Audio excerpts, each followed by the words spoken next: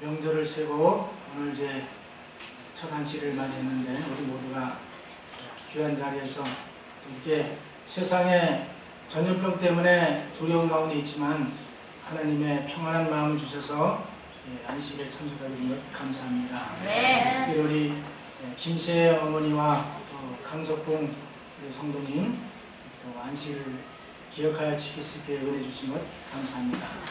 오늘 이 안에서 방주 안에서 편하고 안전하고 하나님의 은혜를 받는 귀한 한 시간 되시길 간절히 바랍니다.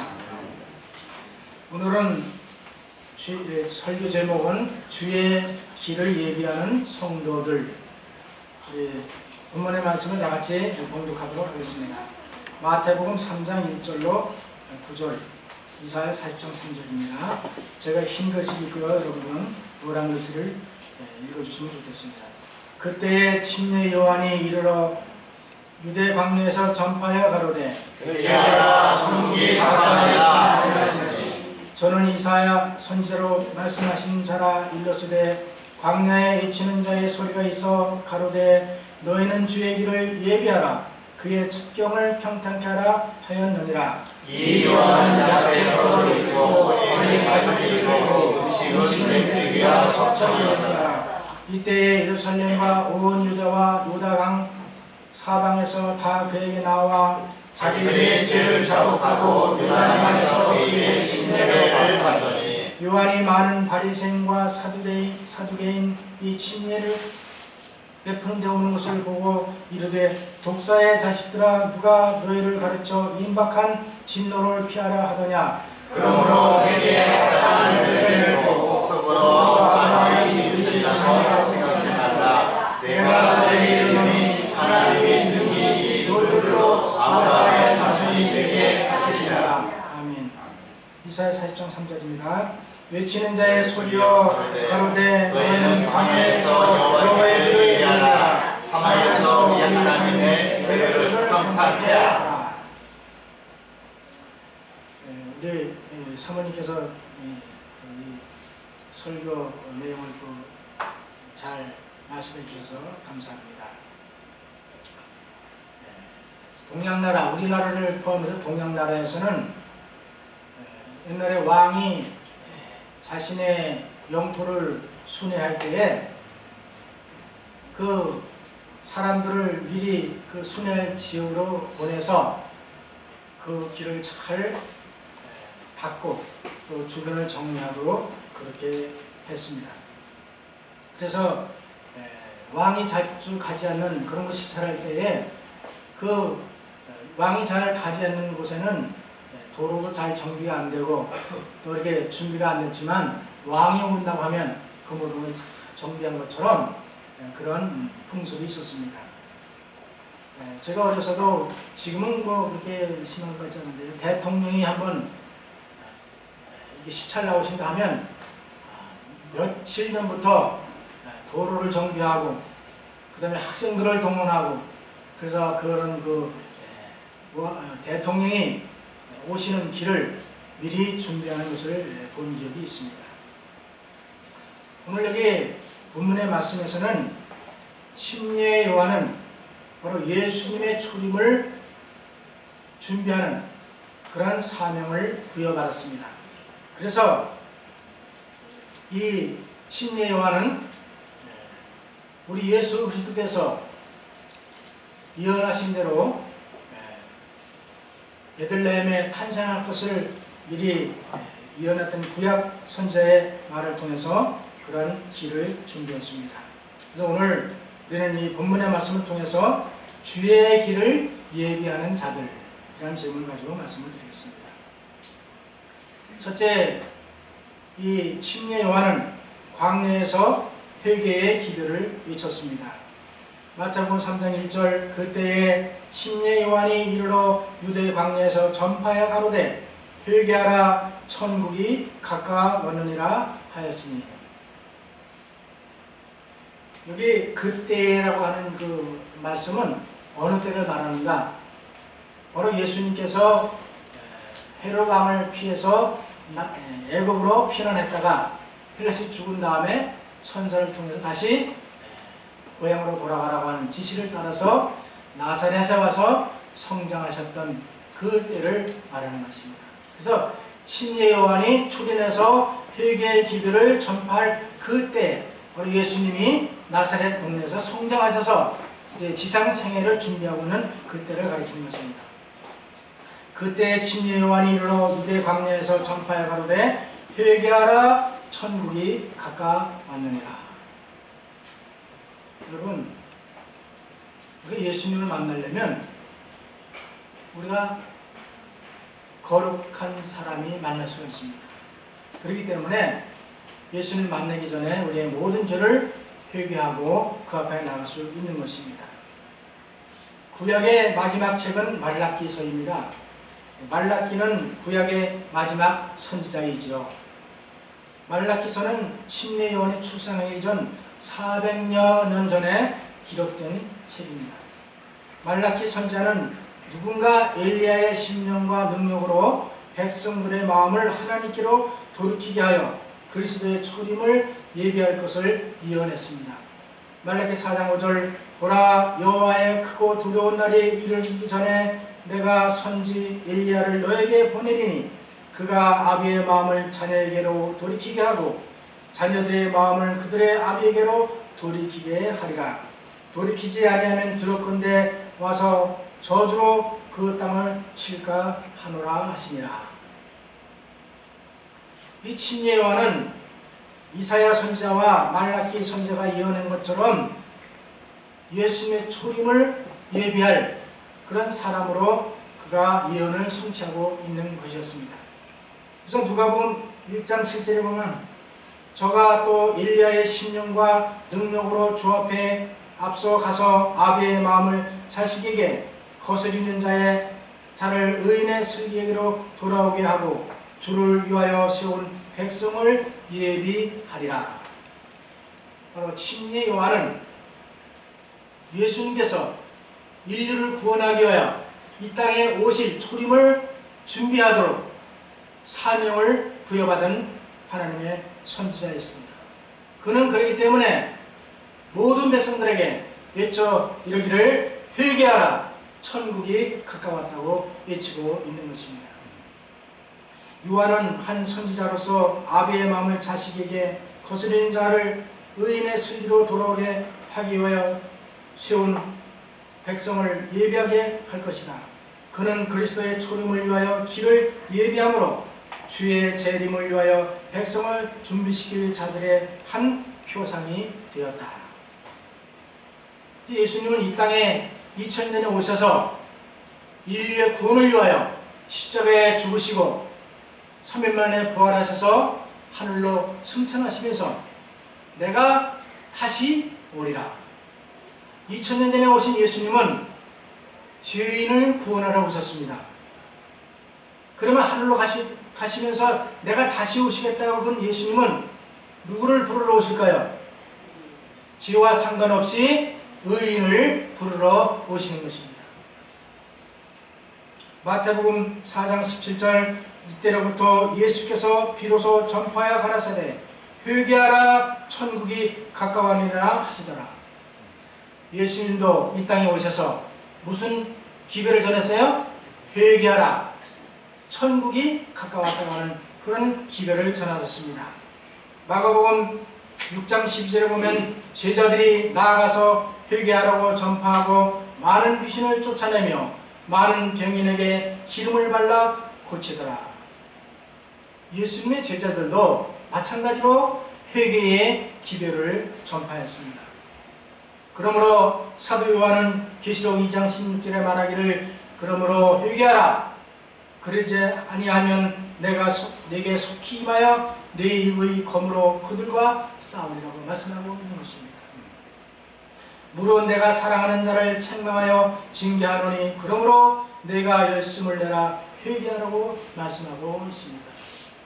오늘 가정공부에서 교만했던 느부갓네살 왕을 회개하도록 촉구했지만 그가 그 선지의 말을 듣지 않았을 때 그는 들짐승처럼 정신병이 걸려서 7년을 들에서 짐승처럼 풀을 먹고 이슬을 맞고 살고 나중에 그가 회개하고 하나님의 주권을 인정하고 하나님의 통치를 인정하고 그가 겸손한 사람이 되었던 것입니다. 심리 요한은 예수님을 오시기 전에 많은 백성들이 죄를 회개하고 예수님을 맞이하도록 길을 예비하는 그런 사명을 잘 감당했습니다. 요한은 메시아의 강림을 전파하여 백성들에게 회개하라고 외쳤다. 죄에서 정결함을 받은 상징으로서 그는 요단강 물에서 그들에게 침례를 베풀었다. 많은 유대인들이 사방에서 심리 요한의 회개의 기별을 듣고 그에게 나와서 죄를 자복하고 회개하고 그 다음에 심리 요한을 통해서 침례를 받았습니다. 요한은 그 당시에 회개의 침례를 베풀었던 것입니다.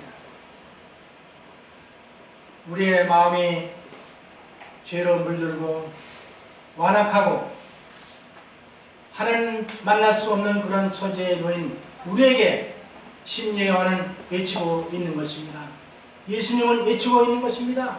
예수님의 제자들은 외치고 있는 것입니다. 뭐하라고? 회개하라. 천국이 가까웠다고 외치고 있는 것입니다. 아멘.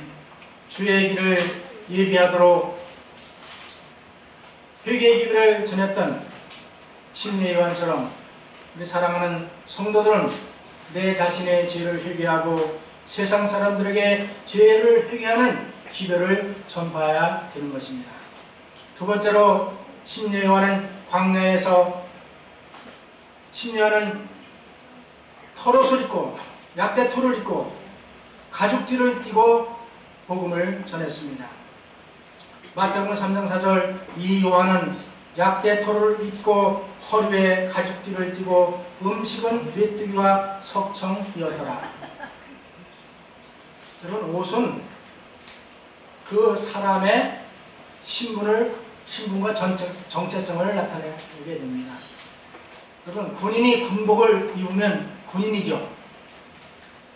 군인이 사복을 입으면 군인인지 민간인지 잘 구분이 안 돼요. 무슨 옷을 입었는지를 보면 그 사람이 무엇 하는 사람인지를 잘 알 수가 있습니다. 그렇기 때문에 하나님의 기별을 전하는 사람은 아무 옷이나 입지 않습니다. 하나님의 기별을 전하는 자는 기별에 알맞게 구별된 옷을 입어야 합니다. 심리 요한은 약택털로 짠 외투를 입고 가죽띠를 허리에 띠고 회개의 기별을 외쳤습니다. 구약시대에 엘리야 선지자의 그런 모습을 연상케 하는 침례 요한의 의복이었습니다. 침례 요한 당시에는 왕궁에서 왕비들이 입고 있던 많은 사치스러운 옷과는 대조되는 옷을 입고 복음을 전했습니다. 계시록 17장 4절에 보면 그 여자는 자주빛과 붉은 옷을 입고 금과 보석과 진주로 꾸미고 손에 금잔을 가졌는데 가증한 물건과 그의 음행에 더러운 것들이 가득하더라. 그 이마에 이름이 기록되었으니 비밀이라 큰 바벨론이라 땅의 음료들과 가증한 것들의 범이라 하였더라. 침례 요한이 입었던 약대털로 짠 그런 외투와 가죽띠를 띤 그 의복과는 대조적으로 그때 왕궁에서 입었던 많은 사치스러운 옷과 보석들 치장한 것은 결과적으로 음녀의 그런 모습이라고 여기에 성경은 말씀하고 있습니다.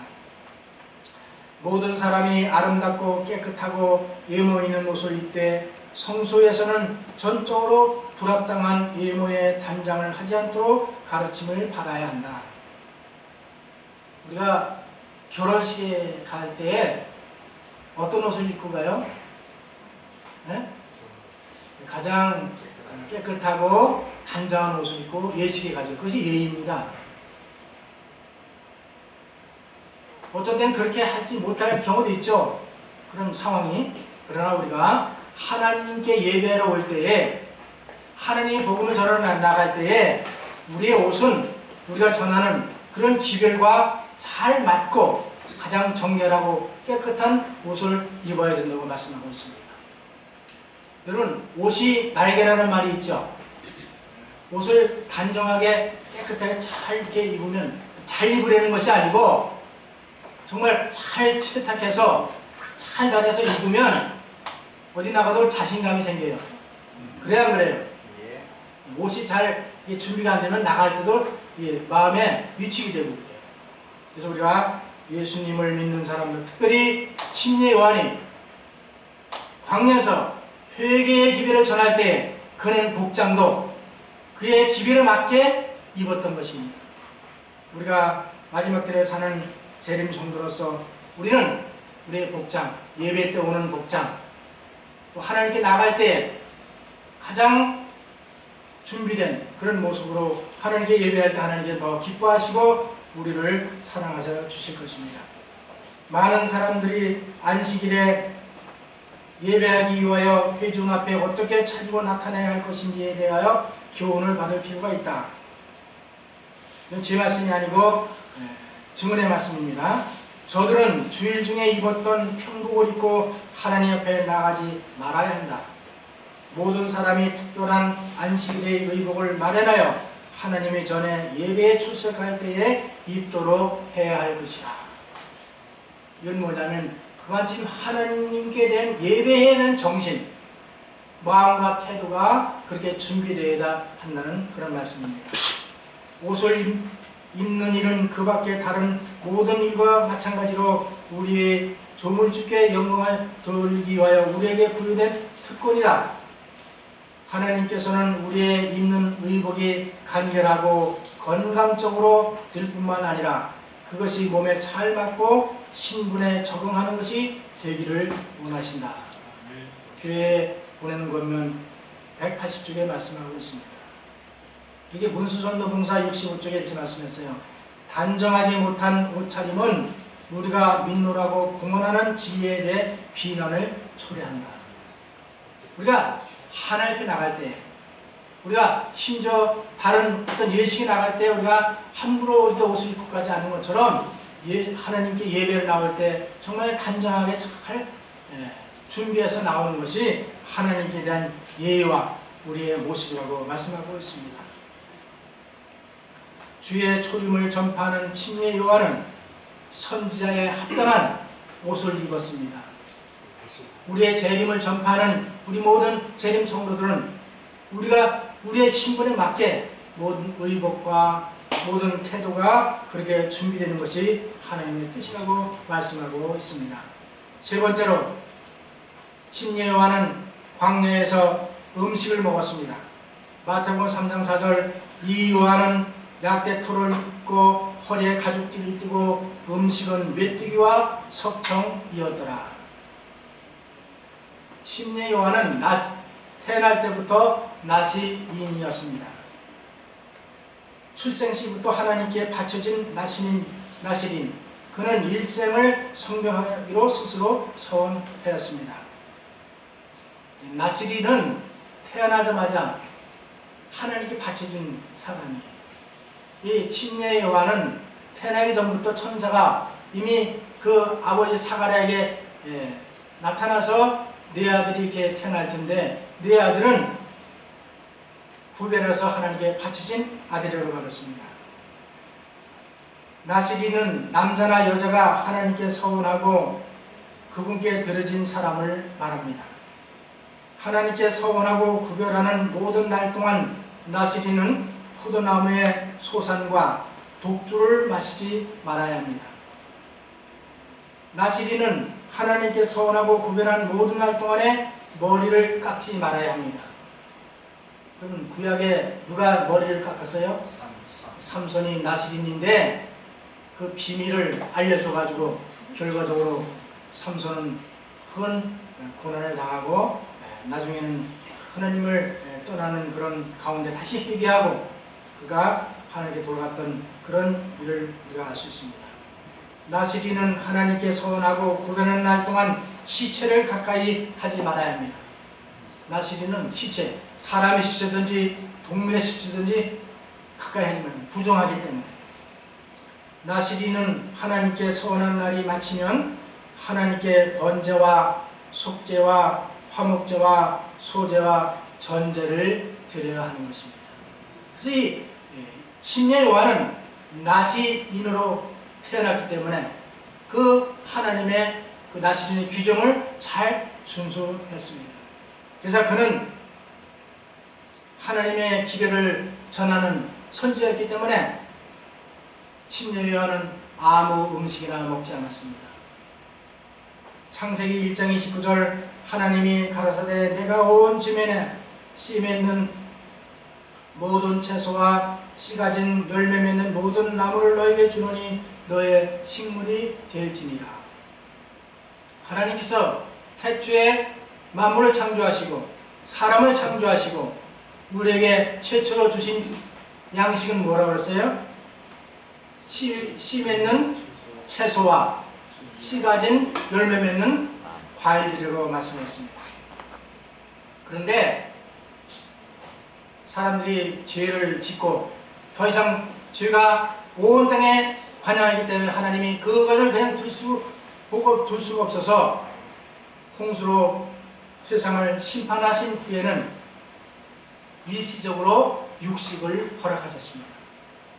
창세기 9장 3절 무릇 산 동물은 너의 식물이 될지라 채소같이 너희가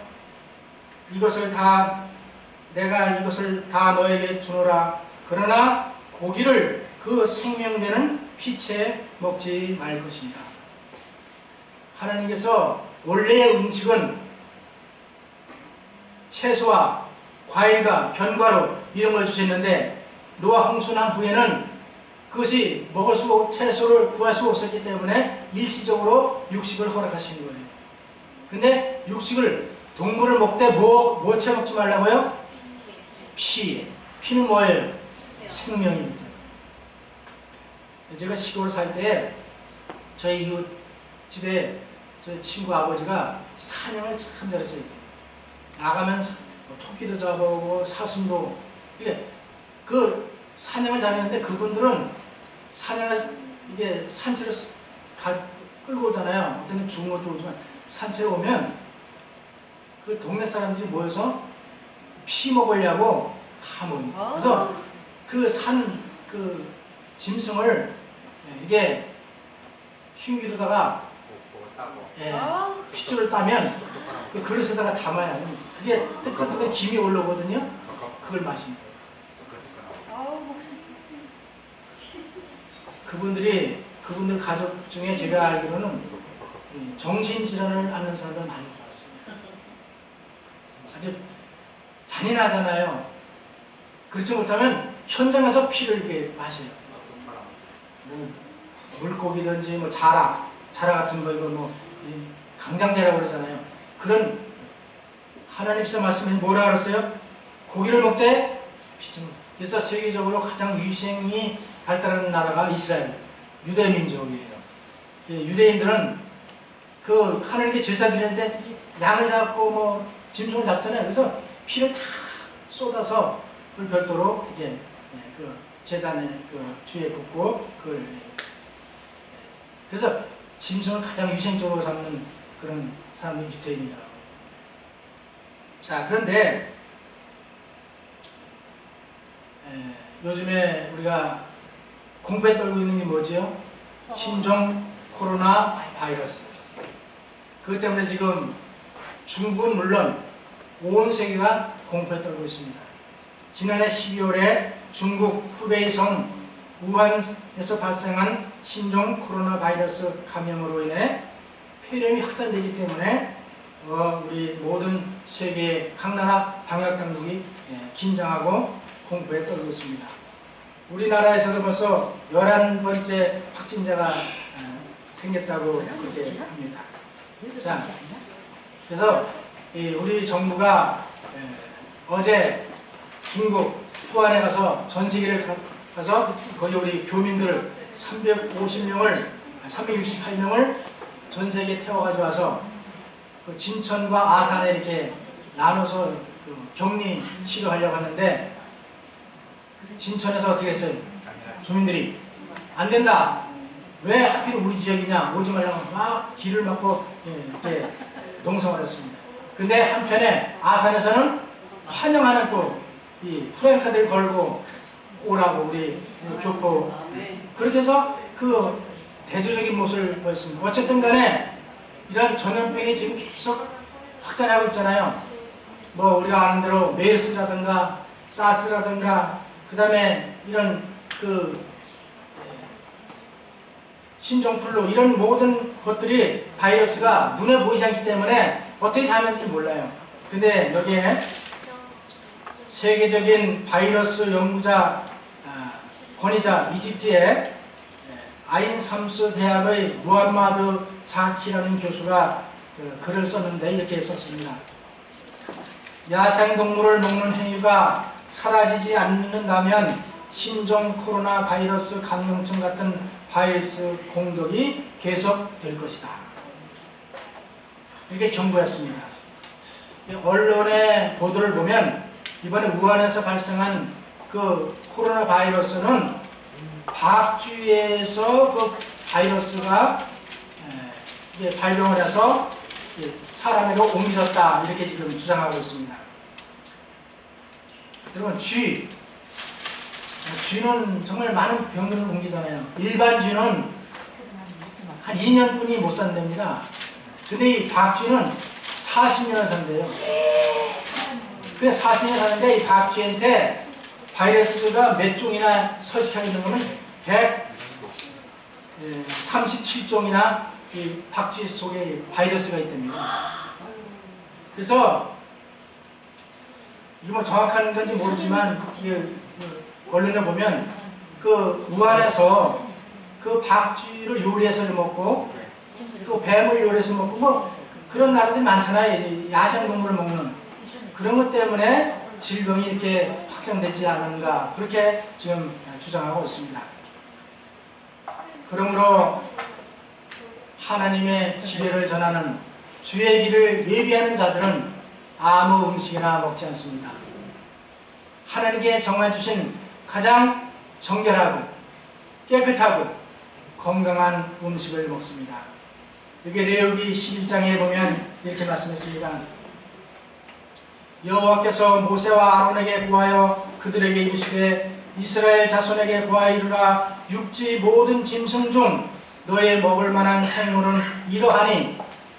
자, 짐승이 어떤 걸 먹으라는지 잘 들어보세요. 짐승 중 무릇 굽이 갈라져 쪽발이 되고 새김질을 하는 것은 너희가 먹되. 짐승 중에 쪽발이 되고 발이 쪽으로 갈라지고 새김질하는 짐승이 뭐가 있죠? 소, 또 양, 염소, 사슴, 노루 이런 것은 발이 쪽발이 되고 새김질을 하는 동물이에요. 이것은 육식을 허락할 때 너희는 정결하게 먹어도 된다 그랬습니다. 그래서 우리가 육식을 하게 되면 이르게 하나님께서 말씀하신 대로 쪽발이 되고 새김질하는 동물은 먹어요. 근데 요즘에 동물들도 다 사료도 기르고 뭐 하기 때문에 건강하지 않아요.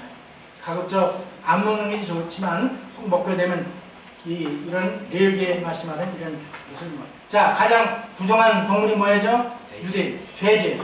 돼지는 발이 쪽발이에요, 아니에요? 쪽발이에요. 근데 뭘 하나요? 책임질을 하나요? 말은 책임질을 하는데 뭐예요? 통발이에요. 그래서 이 재림 신자들이 먹을 그런 짐승 중에는 이렇게 구별해서 성에 잘 기록되어 놨습니다. 돼지는 굽이 갈라져 쪽발이 돼 책임질을 못함으로 너에게 부정하니. 하나님 먹지 말라는 짐승들 중에 전염병이 많이 또 발생하는 것을 알 수 있습니다. 낙타 먹을 수 있어요? 먹을 수 없어요? 없어요. 근데 낙타 때문에 무슨 질병이 있나? 메리스가 그 낙타를 그 식용으로 해서 그것이 뭐 전염돼 그런 얘기가 있습니다. 자, 그 다음에 물에 있는 고기들 중에 어떤 걸 먹으라 하냐면 무릇 강과 바다와 다른 물에 있는 것 중에 지느러미와 비늘이 있는 것은 너희가 먹되. 자, 바다의 고기와 물고기 중에 고기 종류가 많잖아요. 하나님이 못 먹는 거를 얘기하는 것보다는 먹는 걸 얘기하는 게 더 쉽지. 그래서 물고기 중에 바다고기든지 민물고기든지 고기 중에 진어리 어미가 있고 진어리 어미가 이렇게 갈려있고 그 다음에 비늘이 있는 것, 그것은 너희가 먹으라 했습니다. 그래서 비늘이 없고 진어리가 없는 것은 먹지 말라 했습니다. 진어리 어미가 있지만 비늘이 없는 고기도 있을 수 있잖아요. 그건 먹으면 안 되는 거예요. 부정하기 때문에. 그래서 우리가 비늘이 있고 진어리 어미가 있는 고기, 뭐 잉어라든가 뭐 이런, 아니면 조기, 뭐 이렇게 확실하게 있는 그런 것들을 먹는 게 좋습니다. 그 다음에 새들 중에 뭘 먹지 말라는 것입니다. 새 중에 너희가 가증히 여길 것은 이런 것이라 독수리와 솔개와 어음과 매와 매 종류와 까마귀 종류와 타조와 다우마스와 갈매기와 새매 종류와 올빼미와 노자와 부엉이와 따오기와 당아와 오름과 학과 황새 종류와 대승과 박쥐니라. 근데 하나님은 사람들은 박쥐는 포유동물이면서 날개가 있잖아요. 근데 실제 이게 날개가 아니고 앞다리랍니다. 그게. 근데 여기서 하나님은 새로다 분류해 놓으셨어요. 박쥐. 자, 이런 거는 먹지 말라 했어요. 그러면 그러니까 이게 다른 그 맹조리들 이런 걸 먹지 말라는, 우리가 먹을 수 있는 게 뭐죠? 닭, 오골개, 뭐 이런 것들은 우리가 먹을 수 있어요. 비둘기, 이런 거는 먹을 수 있다고 말씀하셨어요. 그 다음에 하나님이 이렇게 자세하게 우리에게 말씀하셨어요. 그 다음에 곤충 중에 먹어야 될 것, 곤충 중에. 곤충이 많이 있잖아요. 메뚜기. 예, 이게 우리 현서가 참 아주 선별 많이, 맞아요. 메뚜기. 제일 먼저 메뚜기 나왔어요. 그 중에 메뚜기 종류와 배짱이 종류와 귀뚜라미 종류와 팥종이 종류는 너희가 먹으려니와.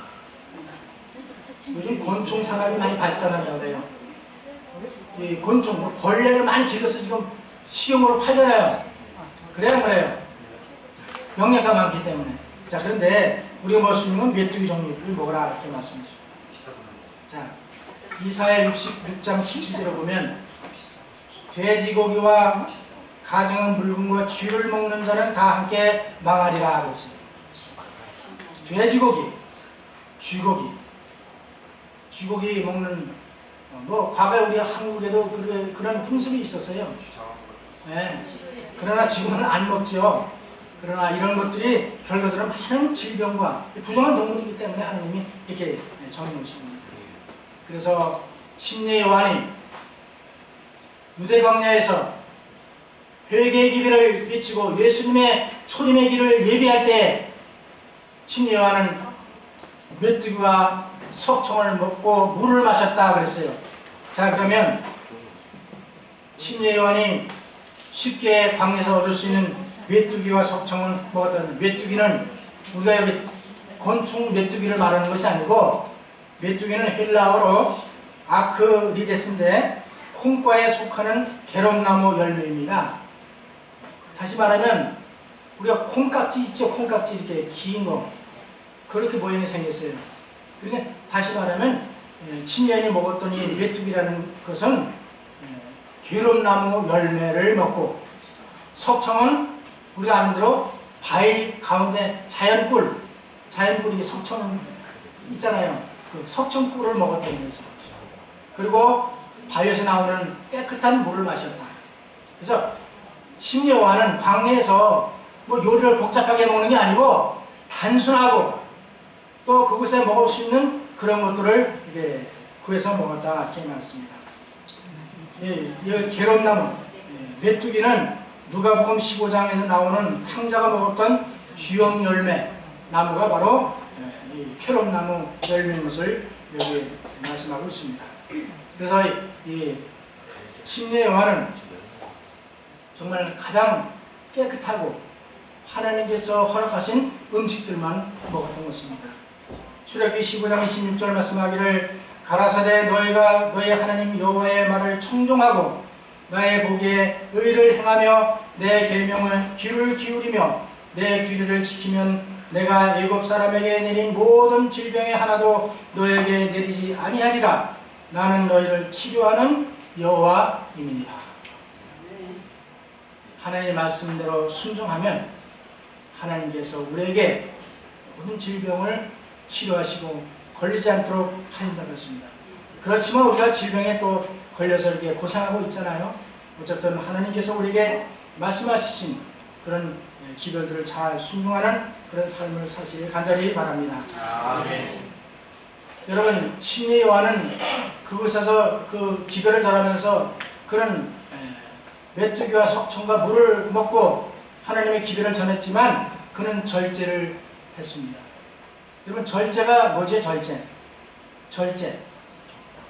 네. 절제는 나쁜 것은 금하고 좋은 것은 적당히, 이게 절제입니다. 나쁘다고 하는 것은 성경에서 금하는 것 하지 말고 먹으라고 하는 것도 좋은 것도 적당히 하는 것이 절제예요. 침례요한의 시대에는 재물에 대한 탐욕과 사치와 과시에 대한 사랑이 널리 퍼져 있었다. 관능적인 쾌락, 잔치와 먹고 마신 일에 육체의 질병과 쇠퇴를 일으키고 영적 지각을 흐리게 하며 죄에 대한 감각을 무디게 만들었다. 요한은 계약자로 설 것이었다.